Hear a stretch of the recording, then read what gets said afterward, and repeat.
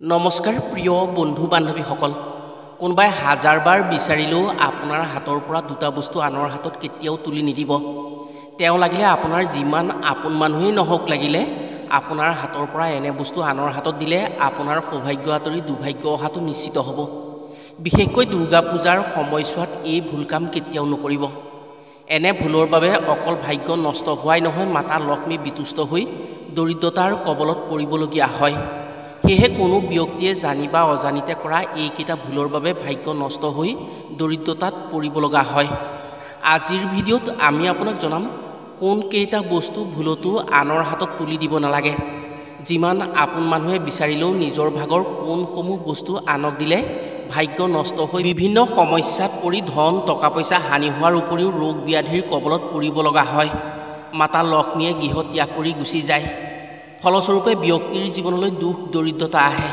সেয়েহে নিজৰ ঘৰখন বা নিজৰ জীৱনৰ সুখ শান্তিৰ বাবে আজিৰ ভিডিঅ'টো প্ৰতিজন মানুহৰ বাবে অতি গুৰুত্বপূৰ্ণ ভিডিঅ' আজিৰ ভিডিঅ'টোৱে আপোনাক সুখ সমৃদ্ধিৰ লগতে ধন টকা পইচাৰ নাটনিৰ পৰা ৰক্ষা কৰিব পাৰিব সকলো মানুহেই নিজৰ জীৱনত সুখ শান্তি বিচাৰে কিন্তু প্ৰত্যেকৰে ভাগ্যত সুখ শান্তি নাথাকে বহু ক্ষেত্ৰত সুখ শান্তি ঐশ্বৰ্য বিভূতি এই সকলোবোৰ নিজৰ কিছুমান সৰু সৰু কামৰ ওপৰতে নিৰ্ভৰ কৰে বহুজনে এনেবোৰ কথাৰ ওপৰত গুৰুত্ব নিদিয়াৰ বাবেই পাছত বিপদত পৰি দুখ কষ্ট পাবলগীয়া হয় আমাৰ আজিৰ ভিডিঅ'ত যিকেইটা বস্তুৰ বিষয়ে জনোৱা হ'ব সেইকেইটা বস্তুৰ বাবেই এজন মানুহৰ ভাগ্য সৌভাগ্যলৈ পৰিৱৰ্তন হয় আৰু এইকেইটা বস্তুৰ ক্ষেত্ৰত কৰা সৰু সৰু ভুলৰ বাবেই নিজৰ সৌভাগ্যশালী ভাগ্য নষ্ট হৈ দৰিদ্ৰতাৰ কবললৈ গুচি যাবলগীয়া হয় প্ৰিয় বন্ধু বান্ধৱীসকল তেনে জানো আহক কোনকেইটা বস্তু নিজৰ হাতৰ পৰা আনক কেতিয়াও দিব নালাগে কোনকেইটা বস্তু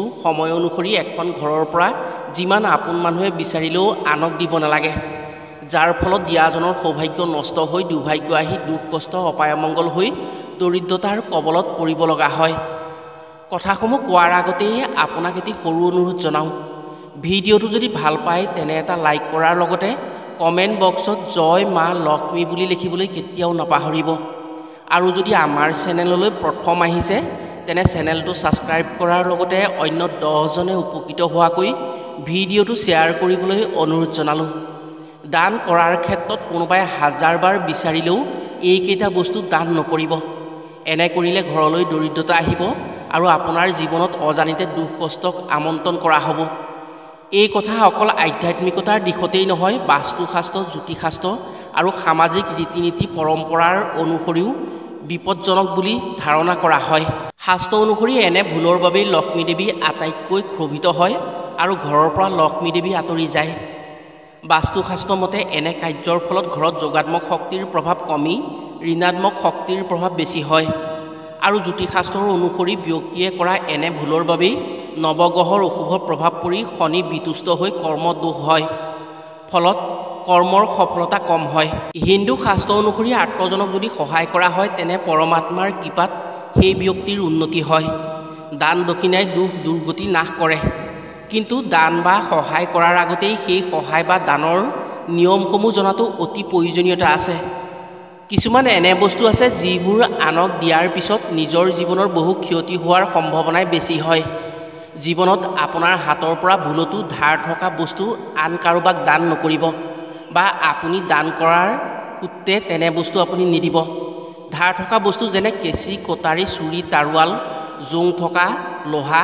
এনেবোৰ বস্তু কোনোবাই যিমান বিচাৰিলেও আপুনি আপোনাৰ ঘৰৰ পৰা আনক নিদিব শাস্ত্ৰ অনুসৰি এনে কৰিলে আপোনাৰ জীৱনলৈ দুৰ্যোগ অহাটো নিশ্চিত হ'ব ইয়াৰ ফলত অশান্তি নামি আহি পৰিয়ালত কাজিয়া পেচাল লাগি অশান্তিত ভুগিবলগীয়া হয় জ্যোতিষশাস্ত্ৰৰ মতে এনে কামৰ ফলত শনি ৰুষ্ট হৈ কৰ্মত বাধা হয় শনিৰ বেয়া প্ৰভাৱত এনে ভুল কৰাজনৰ কৰ্মদোষ হৈ অভাৱ অনাটনত পৰিব লগা হয় আপুনি মই পিন্ধি থকা ঘড়ীটো হৈছে সময় বা কালৰ প্ৰতীক সেয়েহে নিজৰ হাতত পিন্ধা ঘড়ীটো কাৰো লগতেই আদান প্ৰদান কৰিব নালাগে যিমান আপোন মানুহে বিচাৰিলেও আপোনাৰ হাতৰ ঘড়ীটো আনক ব্যৱহাৰ কৰিবলৈ নিদিব নিজৰ ঘৰত বন্ধ হৈ থকা ঘড়ী কেতিয়াও নাৰাখিব এনেহ'লে আপুনি সদায় সমস্যাৰ মাজত ডুবি থাকিব লাগিব সেয়েহে নিজে পিন্ধা ঘড়ী আনক পিন্ধাব নালাগে আৰু নিজেও আনৰ ঘড়ী পিন্ধিব নালাগে ঘড়ীৰ গৰাকীৰ লগত তেওঁ জীৱনৰ ভাল বেয়া দুয়োটা কৰ্মই জড়িত হৈ থাকে সেয়েহে আনৰ হাতৰ ঘড়ী পিন্ধিলে আৰ্থিক সমস্যাৰ লগতে স্বাস্থ্যজনিত সমস্যাত ভুগিবলগীয়া হয়।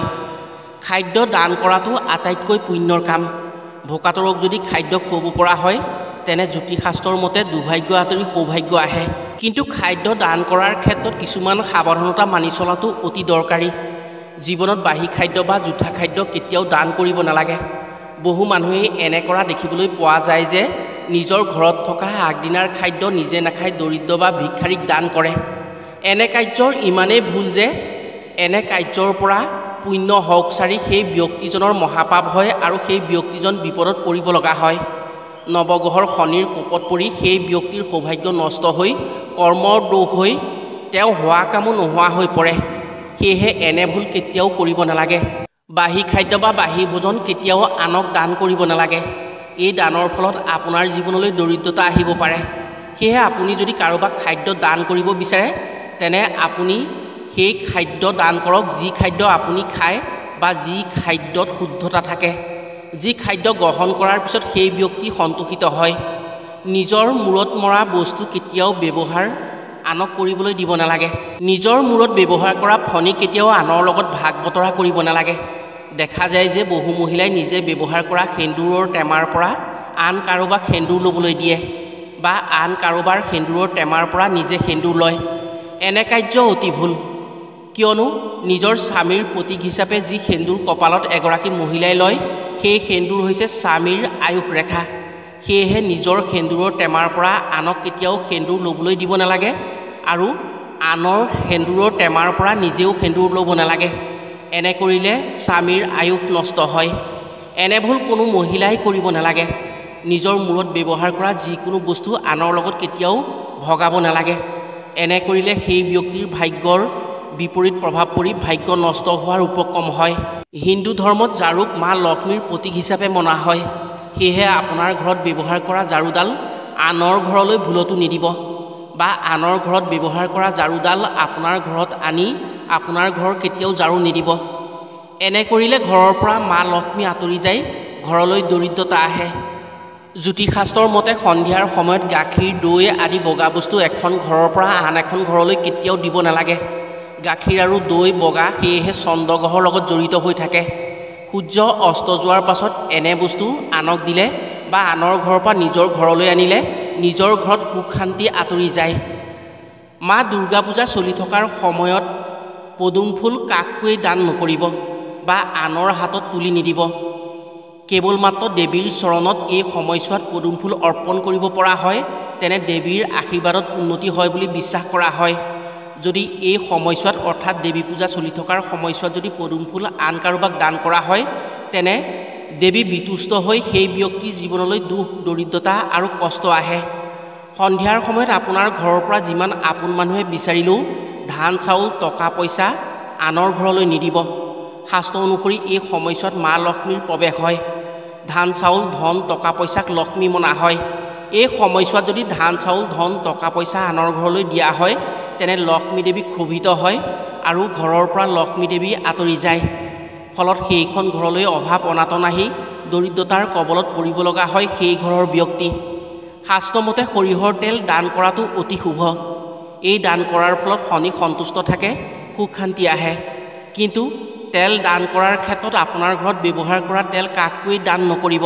বহু ক্ষেত্ৰত দেখা যায় যে ওচৰ চুবুৰীয়া এঘৰৰ পৰা আন এঘৰলৈ তেল অনা নিয়া বা ধাৰলৈ দিয়া হয়। এনে কাম অতি বেয়া কাম। এনে কৰিলে নিজৰ ঘৰত সুখ শান্তিত ব্যাঘাত আহে। কৰ্মত বাধা, ৰোগ ব্যাধিত পৰি দুখ যান্ত্ৰণা পাবলগীয়া হয়। গুৰুবাৰ বা বৃহস্পতিবাৰে ভুলতো কাকো হালধি দান নকৰিব। অৰ্থাৎ কাৰো পৰা দান সূত্ৰে হালধি নানিব বা আপুনি ধাৰলৈ কাকো হালধি নিদিব। জ্যোতিষশাস্ত্ৰ অনুসৰি হালধিৰ লগত সম্বন্ধ গুৰু গ্ৰহৰ থাকে। গুৰুবাৰে যদি এনে কাৰ্য কৰা হয় তেনে গুৰুৰ কৃপাৰ পৰা বঞ্চিত হ'বলগীয়া হয়। ফলত বিপদ বিঘিনি, অপায় অমংগল, দুৰ্ঘটনা আদিৰ দৰে সমস্যা অহাৰ সম্ভাৱনা প্ৰকট হৈ পৰে। গুৰু দুৰ্বল হৈ জীৱনত দুখ যান্ত্ৰণা, সমস্যা, অশান্তিৰ আদিত পৰি বহুত দুখ কষ্ট পাবলগীয়া হয়। শাস্ত্ৰমতে যদি কাৰোবাক কিবা পাত্ৰ দান কৰিবলগীয়া হয় তেনে ধাতুৰ পাত্ৰৰ বাহিৰে অন্য ষ্টীল, প্লাষ্টিক আদিৰ পাত্ৰ কেতিয়াও দান কৰিব নালাগে। যদি ধাতুৰ পাত্ৰ দান কৰিব পাৰে তেনে দুখ দুৰ্গতি খণ্ডন হয়। দুৰ্গা দেৱীৰ মণ্ডপত যদি ছত্ৰ বা ছাতি দান কৰা হয় তেতিয়া শক্তিৰ সঞ্চাৰ হয়। যদি দুৰ্গা পূজা চলি থকাৰ সময়ত নিজৰ সুৰক্ষাৰ কথা ভাবি দুৰ্গা মাৰ পূজাৰ স্থলীত ছত্ৰ দান কৰা হয়, তেনে সেই ব্যক্তিৰ ক্ষমতা বিস্তাৰ হয়, ফলত সেইজনৰ ক্ষমতা অতি শক্তিশালী হয়। পূজা চলি থকাৰ সময়ত যদি ধৰ্মীয় গ্ৰন্থ দান কৰিব পৰা হয়, তেনে সেই ব্যক্তিৰ আশা পূৰণ হয়। দান কৰাৰ ক্ষেত্ৰত এটা কথাৰ প্ৰতি লক্ষ্য কৰিব লাগে, সেই ধৰ্মীয় পুথিখন যাতে পুৰণি বা ফটা চিটা নহয় আৰু অযোগ্যজনক যাতে দান কৰা নহয়। দান কৰাৰ ক্ষেত্ৰত এটা কথা সদায় লক্ষ্য কৰিব লাগে, যাক দান কৰা হয় সেইজনে যাতে আপুনি দিয়া দান সৎ কামত ব্যৱহাৰ কৰে। সদায় আৰ্তজনকহে দান কৰিব লাগে, এনে দানে 10 গুণ ফলপ্ৰাপ্তি হয়। প্ৰিয় বন্ধু বান্ধৱীসকল, এইসমূহ কথা আমি আপোনাক মনে সাজি কোৱা কথা নহয়, এইসমূহ কথা সম্পূৰ্ণ শাস্ত্ৰসন্মত কথাহে। যদি সততাৰে আপুনি কথাখিনি মানিব পাৰে, তেনে আপোনাৰেই উন্নতি হ'ব। এই কথাখিনি যদি সততাৰে মানি আপুনি সৎব্যৱহাৰ কৰিব পাৰে, তেনে আপুনি নিশ্চয় উপকৃত হোৱাৰ সুযোগ পাব। আজিলৈ ভিডিঅ'টো ইমানতে সামৰিছোঁ।